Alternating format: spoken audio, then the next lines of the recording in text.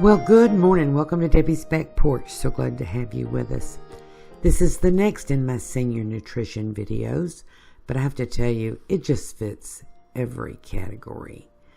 Diabetic, keto, low carb, easy, cheap. It's cabbage steaks. You know, I love cabbage. I'm always telling everybody how healthy cabbage is, but this is my favorite way to make cabbage. Before I get started, I'd really appreciate it if you'd give us a thumbs up, and if you'd subscribe to our channel.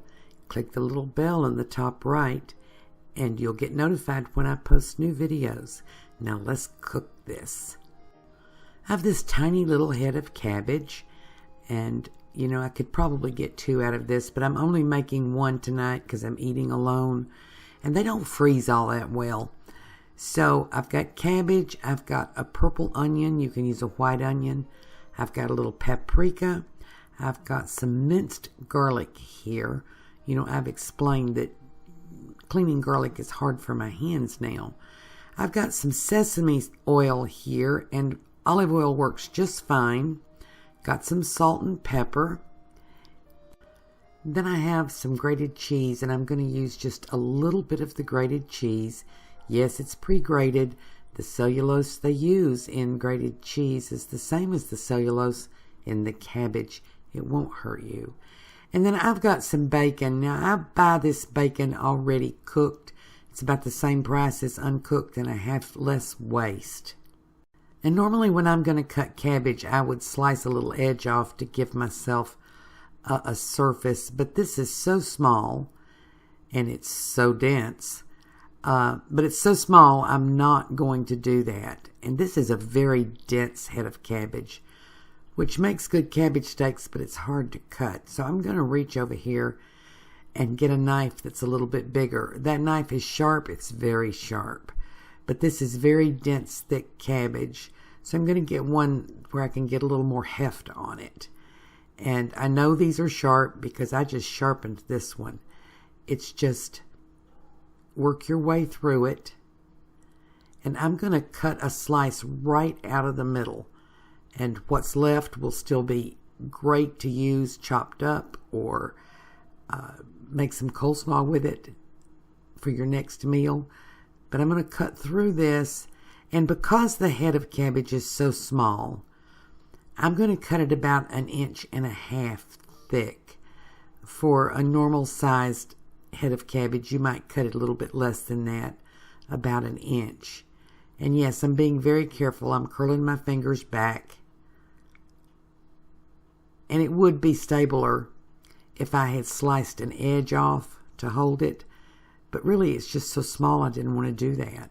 So I've got some there for a small batch of coleslaw, or to braise with a chicken, or piece of chicken or something like that.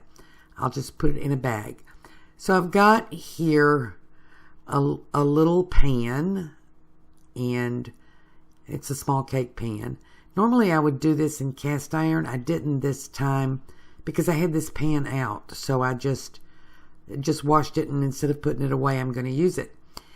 And I'm going to use the sesame oil here, and just enough to sort of cover the bottom.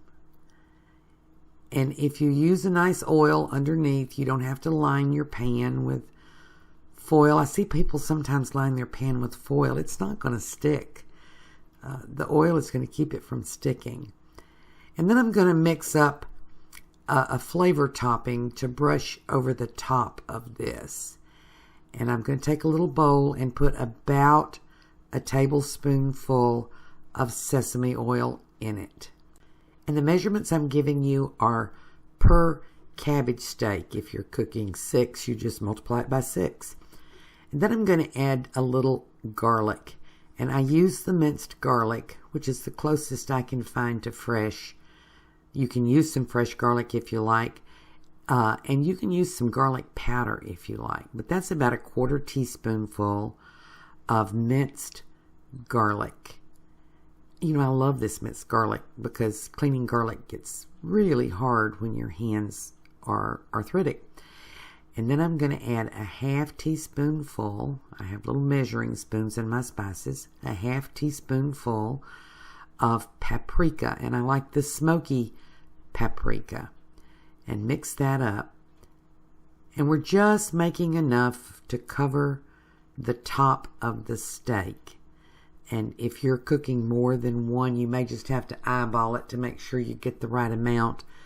But it's not critical. You just want to coat the top of the steak, of the cabbage. And as it cooks, that flavor will go all through it. The color of the paprika will just make it gorgeous, even though we're going to mostly cover the top up.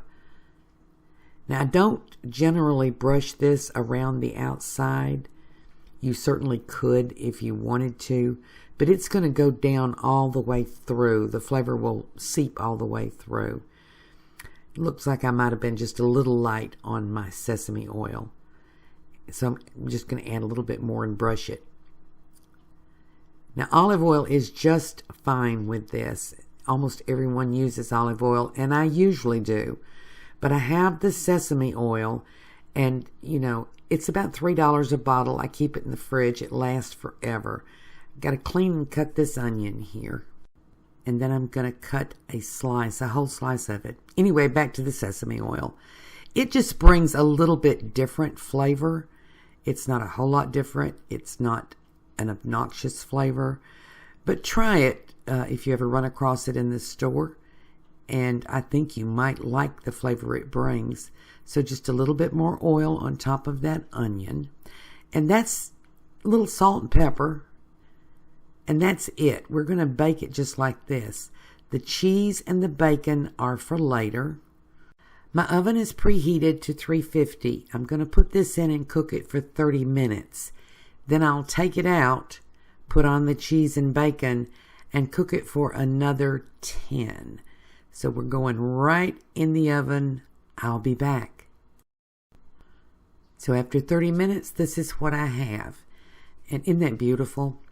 So it was hard to tell you how much cheese because it just depends on how big your cabbage steak is.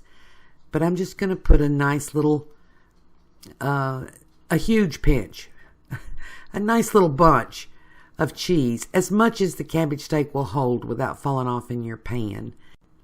Then with 3 slices of pre-cooked bacon cut in half, I'm going to hem the cheese in. If you don't buy pre-cooked bacon, you need to cook yours ahead, about 2/3 done.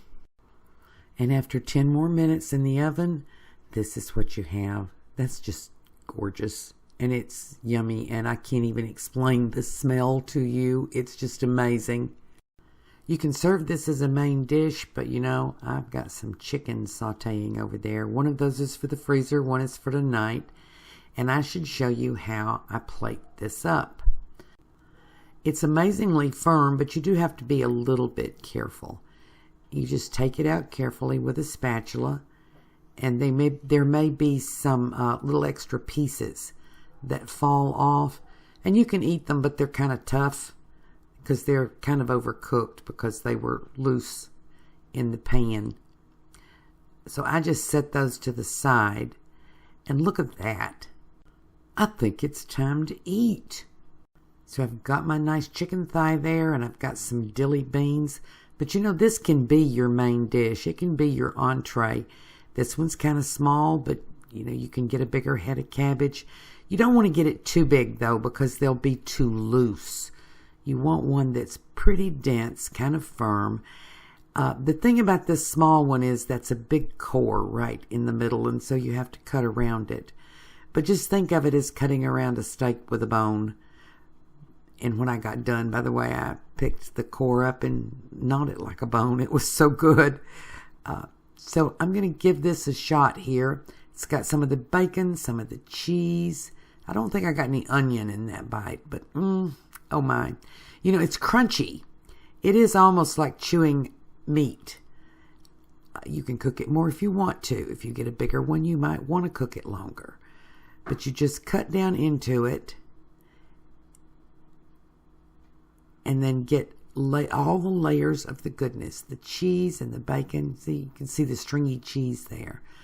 And the flavor of the sesame oil and the garlic has gone all through this. I mean, this is just great. Oh my, I dropped a bite. No, that will never do. Let me get that. Sorry, you'll have to excuse my table manners. And I think I probably ruined my tablecloth. Either way, it was worth it. I hope you try this recipe. This is easy, it's cheap, it's good for you, it's low in carbs, it's high in vitamins. I made it in one pan and it wasn't a big mess. You know, there's just no reason not to make this, even if you think you don't like cabbage, because believe me, you're likely to like this. Thank you for joining us on Debbie's Back Porch. Hope to see you again tomorrow.